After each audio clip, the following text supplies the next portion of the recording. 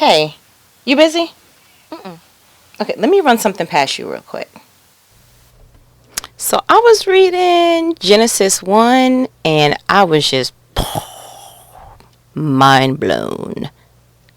I was like, I have to call you because I've read this thing so many different times throughout my life.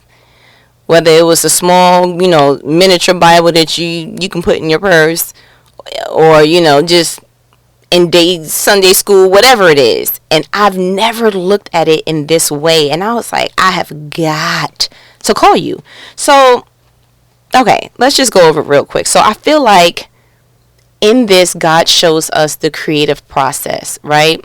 Because I feel like anytime we're getting close to what our calling is in life, what our passion is, the closer that we get to that journey, I feel like we need a framework.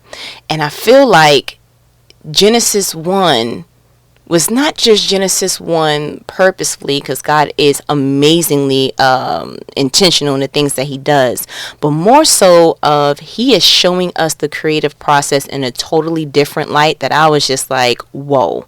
Okay, so let's break it down to the elemental P. So off back, the first sentence is, in the beginning, God created the heavens and the earth, right? I feel like what that is set the objective, the mission. The mission is God's going to create heaven and earth. Okay, boom. Next verse. The earth was formless and empty, and darkness covered the deep waters, and the Spirit of God was hovering over the surface of the waters. Okay. So that shows me that God was sitting back and he was analyzing, he was taking his time, right? When you hover over something, that is getting ready to make a decision, in my opinion, right? So verse 3, then God said, let there be light, and there was light. 4, and God saw that the light was good. Then he separated the light from the darkness. 5, God called the light day and the darkness night, and evening passed and morning came, making the first day. Okay. So he went from objective, this is what I'm getting ready to do, right? He analyzed, his workspace, right? And then on day 1, he was like, the first thing I need is I need to get this a framework. I need to be able to see what I'm getting ready to attack. So I'm going to let there be light. So he created the first thing with his voice, let there be light, and there was light. It says God said, let there be light, and there was light. Cool. Then he separated the light from darkness. Okay, so God called the light day and darkness night. All right, seeing a lot of different techniques there, using your voice. Okay, then you separating some stuff. So it looks like you putting some order in some stuff. It's like he turned on the light, he separated some stuff, said, okay, do this, do that. Okay. It seems like minuscule, but it's setting a tone for the next step. So verse 6, then God said, let there be space between the waters to separate the waters of the heavens from the waters of the earth. Okay, fair enough. Verse 7, and that is what happened. Okay, that was brilliant. God made this space to separate the waters of the earth from the waters of heaven. God called the space sky. And evening passed and morning came, marking the second day. Now, we will look at that with a naked eye, like he not really doing a lot. All you did on the first day was you just separated the light from the darkness, and you gave it a name, and that was pretty much it. And then the second day, you just separated the waters of the heavens from the earth, and then you called it something, and then that was it. Like, why are you going so slow, God? Maybe he's trying to show you something. Maybe you need to be making a process to what you're getting ready to attack. But I digress. I'm going to get to that in a minute. Okay, so verse 9. Then God said, let the waters beneath the sky flow together into one place, so dry ground may appear. And that is what happened. 10. God called the dry land, or the dry ground land, and the water sea. Okay. And then watch. This blew my mind. 11.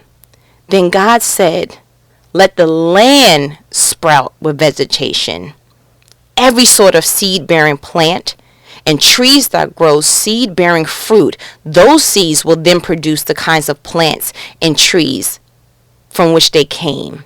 And that is what happened. Time out. Up until this point, God's been creating everything, right? He's the one that said, let there be light, and then there was light, and then he separated, and then he did some others. But on day 3, he took it to another level. Perhaps he's showing us that when you're working at something, you don't need to be producing all the work by itself. At some point, you need to produce a system that produces while you're not still there. Perhaps. Because I'm going to read it again because you sound silent. So I'm going to go ahead and do it again. He said, let the land sprout vegetation. And when I looked it up in the King James, it said, and God said, let the earth bring forth grass, and the herb yielding seed, and the fruit. Okay, so wait a minute. You were so wise in your thinking that you knew, I'm going to create something that keeps producing what I initiated. I'm going to create a system that even when I'm not hovering over it anymore, that it will start producing what my intent and objective and intentional mission was. That I don't have to come out every single day and say, let there be. They're just going to know what they have to do. Sounds like brilliance to me. Right? Right. I never looked at it that way. So you let Earth do some of the stuff? Because I gave Earth its objective already. This is what you're going to do. This is what I created for you to do. And this is what you will continue to do, so that God don't have to hover over everything. Listen, don't get me. Okay, because I want to make, right, exactly. I want to make sure we tracking together, though.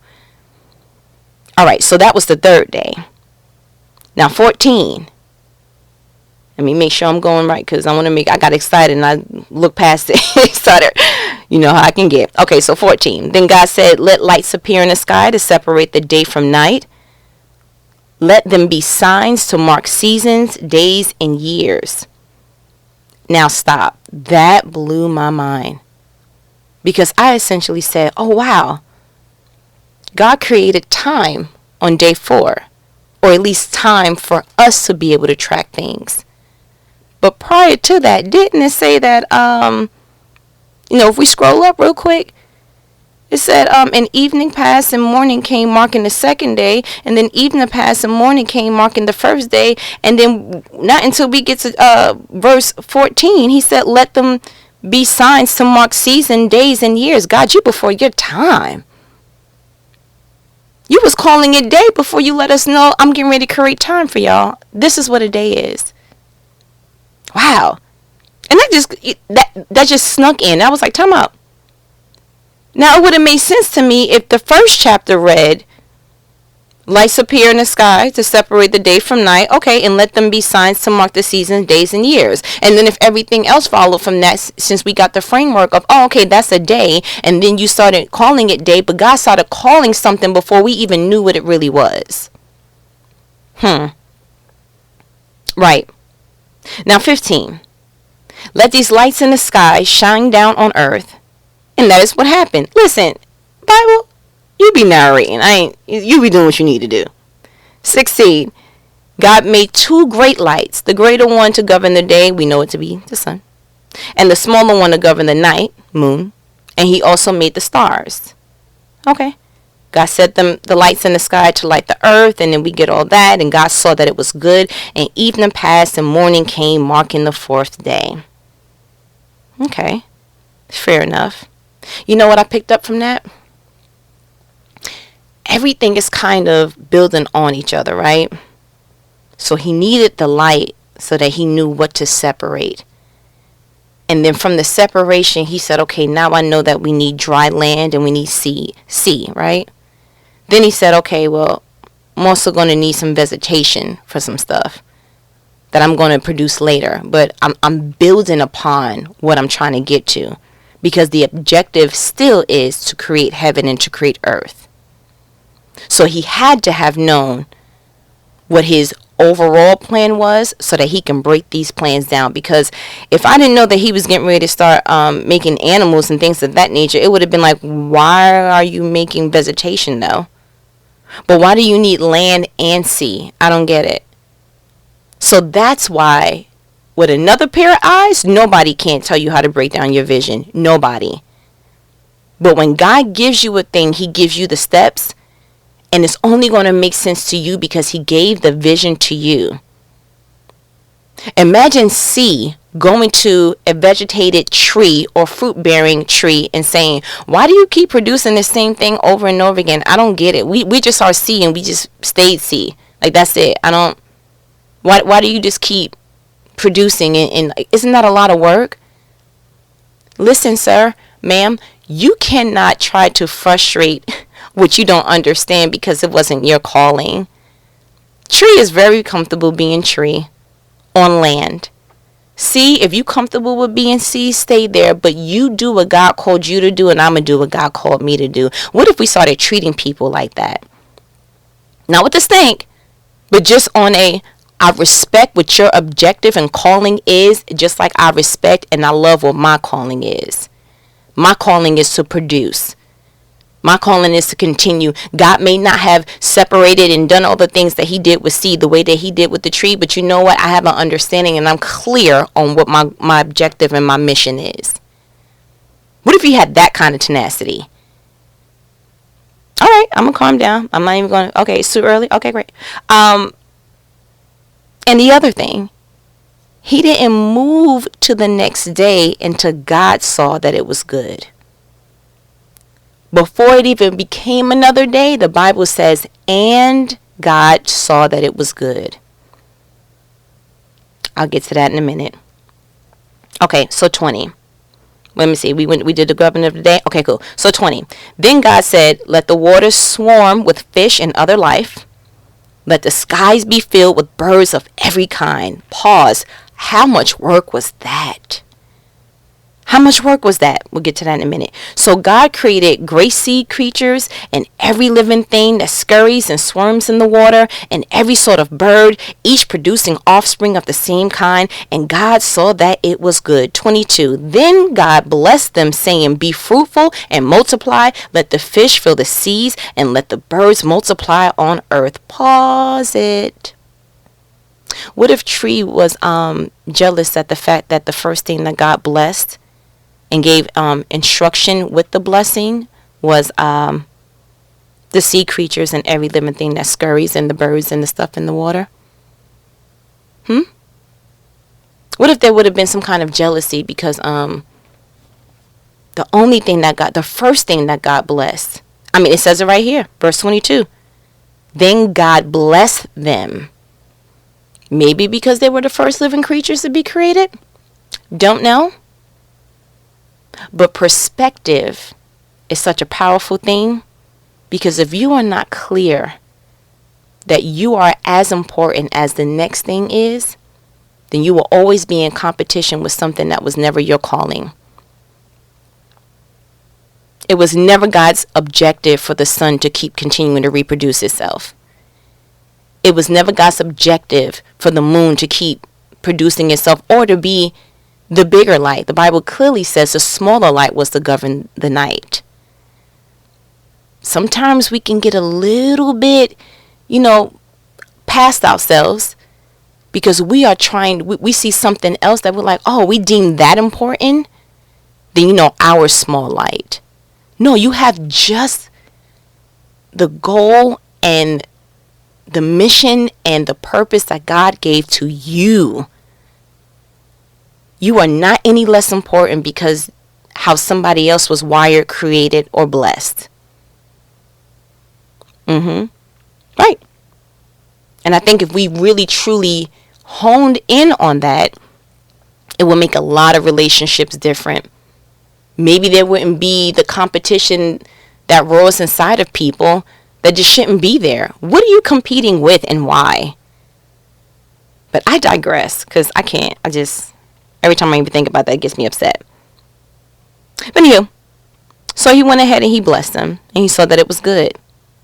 26, drum roll please. Can't do it. Okay, great. Then God said, let us make human beings in our image to be like us. They will reign over the fish in the sea, the birds in the sky, the livestock, and all the wild animals on earth, and the small animals that scurry along the ground. 27. So God created human beings in his own image. In the image of God, he created them. Male and female, he created them. 28. Then God blessed them and said, be fruitful and multiply, fill the earth and govern it, reign over the fish in the sea, the birds in the sky, and the animals that scurry along the ground. 29. Then God said, look.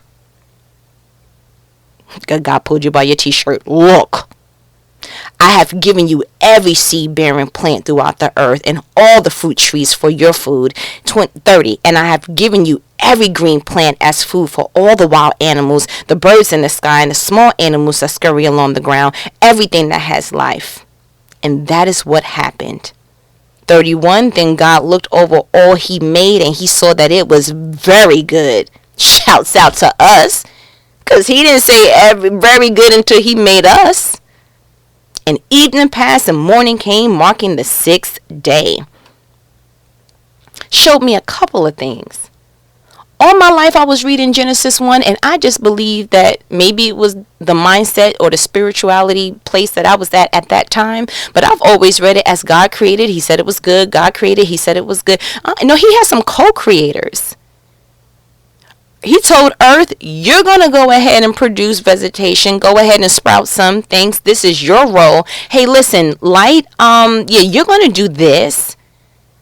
Some stuff God created with his own hand. He separated. He made all the fish and the birds. Shouts out, because there are a zillion billion species of birds alone. So for him to take his time to do all that shows that, yeah, he was really very passionate about that thing. But then when it came down to making human beings, he said, let us make it. That means he wanted some co-creators in that thing. So, God is big enough, he could have did it by himself, right? So when you're creating something, so the framework is essentially, when you are creating something, you don't have to do it by yourself. It does not have to be a one-man operational band. It does not have to be that everyone has to be on board for every part of that. He didn't involve other partners, co-creators, until the very end for human beings, and then he let earth know this is what you're going to do. So God had the framework, he knew the course of action to take, and he knew when to add others onto that plan. Some stuff he gonna do by himself, but you know what? At the end of the day, he did not move on until he saw that the previous step was good enough to start to continue the next step. So many of us are trying to jump to D and then why, and then we're missing all the middle elements of it. You don't need to cut any corner. You need to have a clear plan on what it is that you're getting ready to do. Even down to when he started to create the humans, he said in 27. Matter of fact, let's go a little bit up from there. 26. Then God said, let us make human beings in our image to be like us, so that they can reign over the fish in the sea and the birds in the sky and the livestock and all the wild animals on earth and the small animals that scurry along the ground. 27. So God created human beings in his own image. First, he had to let them know this is what we're getting ready to do. Hey, team, Trinity, Holy Spirit, Jesus, come on. This is what we're getting ready to do. We're getting ready to make human beings so they can be in our image and they can be like us, and we're making them, and this is the role that we're going to give them on earth. And then he went ahead and proceeded to that. A lot of times when you get your teams, when God assigns certain people to you to help you carry out a passion, you got to let them know this is what we're doing. This is why we're doing it. Now let's go ahead and knock it out. A lot of times you're adding people onto your team that don't know what you're doing or believe in your vision or don't know. You don't just add people to your vision because you've known them for 18 years or that's your particular family member or you see that they're smart in an area. No. You got to let people know this is the vision that's getting ready to take place. This is why I'm getting ready to do a thing. If God had to explain it, then that means that you got to hear what you're getting ready to do. You have to almost low-key buy into something before you sign on to it. He said, let us make human beings in our image to be like us. This is what we're getting ready to do. Y'all ready? We getting ready to make humans so they can be like us, and then they're gonna have some dominion. They're gonna reign over a couple of things, over everything else that we just created. Yeah, we want something else that's going to blow their mind. We're gonna give them, so they, because we created some stuff, we're gonna give them power and dominion and creativity as well. And I love the fact that God showed order even in his creation.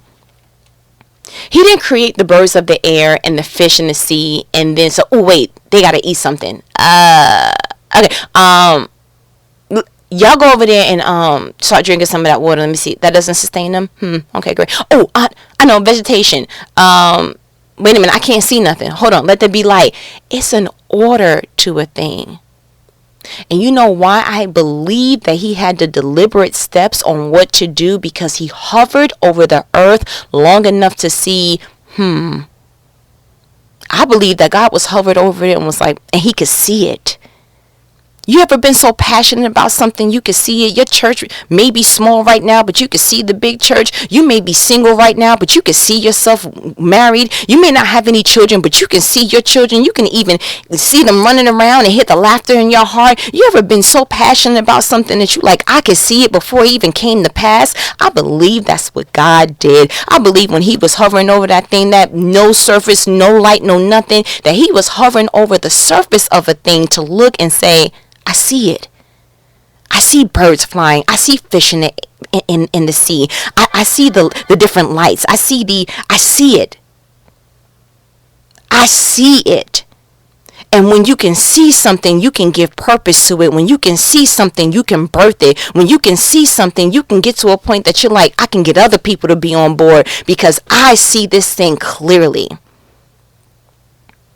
Praise God for passion and vision and just the know-how to do a thing.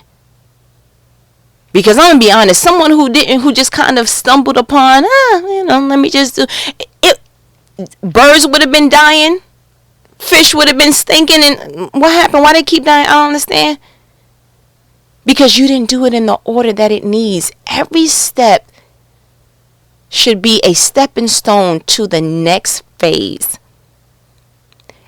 The light helped the vegetation helped the animals had something to reign over it. When he created the humans, it all had its purpose, it all served together, and it all served the bigger plan of he wanted to create heaven and earth. And I thank God for showing us process. He didn't wait to Exodus. He didn't wait to any amounts of books later. He showed us off back. Genesis 1. This is how I get down. I have a vision. I have a purpose. I execute it. I don't rush it. I don't try to do a whole bunch.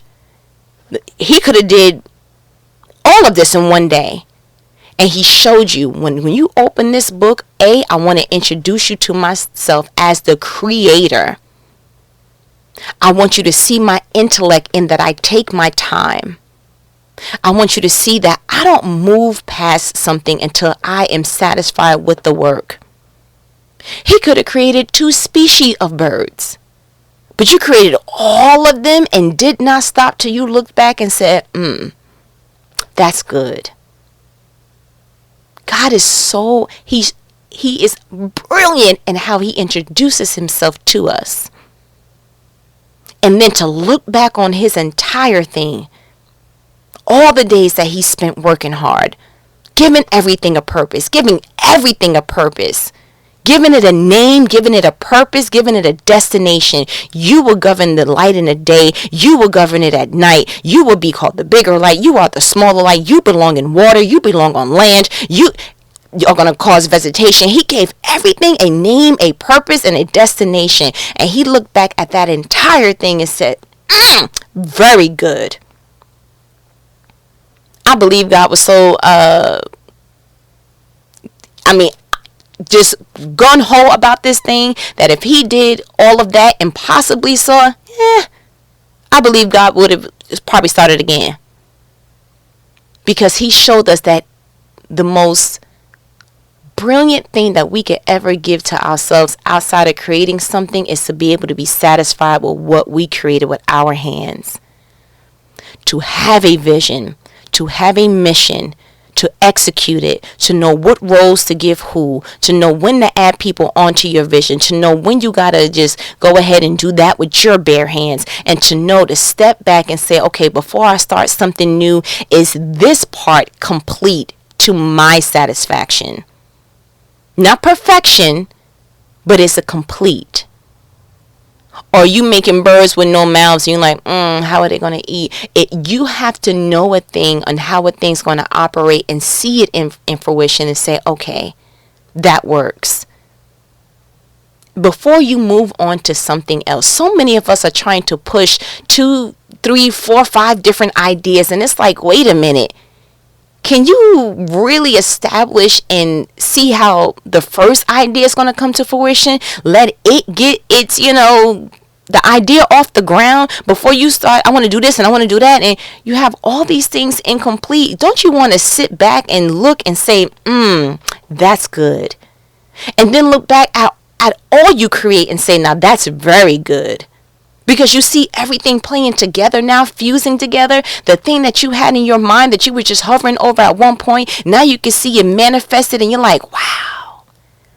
He's God, and he was amazed at how things were playing out.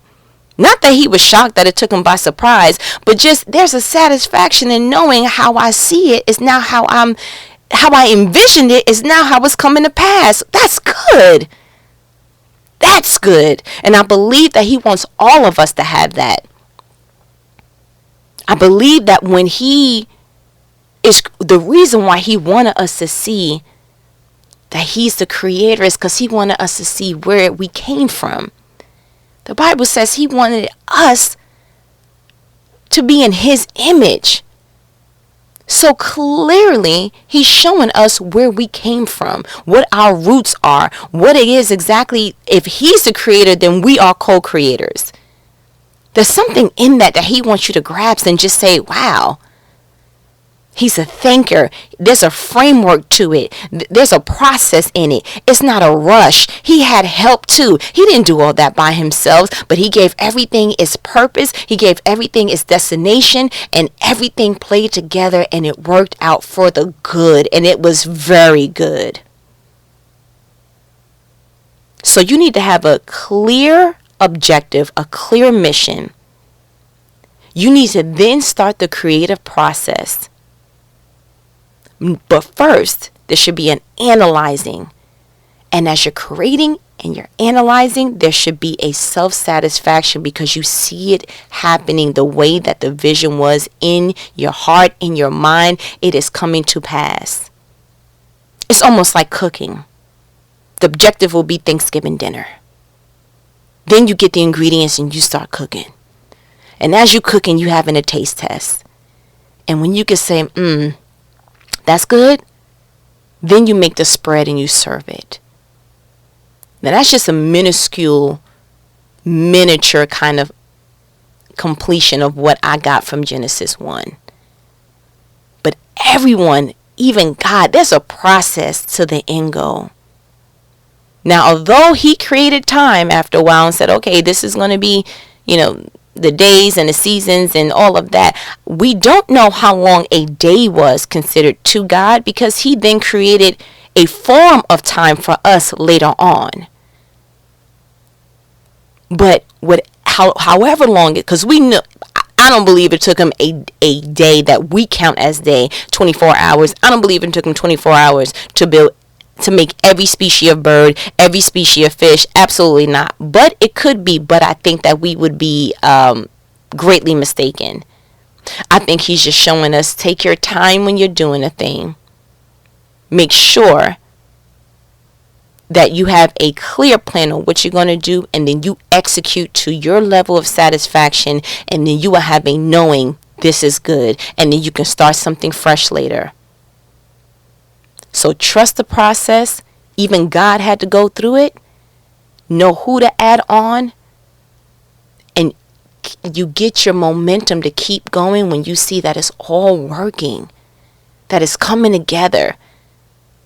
That you don't have to make stuff and force stuff and put it together to happen, it's going to flow because it was carefully thought out and it was carefully executed. And I pray that every passion that you have, every dream that you have, that you take them one at a time and you execute them with precision and with wisdom. And I believe God's going to do something amazing because he showed us in Genesis 1 the right way to do something, the right way to bring a vision to pass. He showed us a framework. Now we just got to execute it. But all right, I ain't going to hold you. But I enjoyed that. I was reading that and I was like, man, I got to call you because I've never even seen it that way. But all right, let me go ahead and start sorting some of these clothes. I had something else I wanted to talk to you about, but I'm going to hold that because I don't want to keep you on the phone forever. And I'm going to call you later. All right? You know what that means. I don't know why I say that. No, let me tell you the truth. You know why I say that? Because you know how when we say, I'm going to call you right back, you really don't call nobody right back. Right. So that's why I say you know what that means. Right. All right, later.